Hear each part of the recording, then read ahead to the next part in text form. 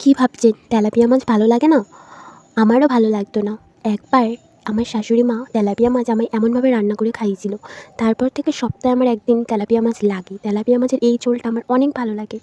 তো মাছ যথারীতি ধুয়ে কেটে এর মধ্যে কিছুটা লেবু, লবণ, হলুদ একসাথে মিশিয়ে ভালোভাবে মাছটা 5 মিনিটের মতো রেখে দেওয়া হয়েছিল।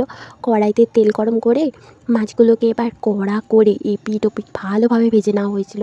আর সত্যি বলছি, যেমন যেমন ভিডিওতে দেখছেন তেমন তেমন করে যদি একবার খান তো অনেক ভালো লাগবে। আর বেগুনগুলো লম্বা লম্বা করে কেটে সাথে লবণ, হলুদ, চিনি ভালোভাবে মাখিয়ে কিছুক্ষণ ঢাকা দিয়ে রেখেছিল।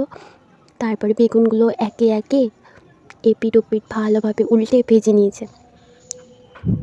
সাথে কিছু পেঁয়াজ, ধনিয়া, কাঁচা লঙ্কা রেখেছে আর গোলমরিচ আর জিরা ভালোভাবে বেটে নিয়েছে। আর সাথে কিছু কাঁচা লঙ্কা আর সামান্য পরিমাণ সর্ষে, সেটাও সবই একই সাথে বেটে নিয়েছে।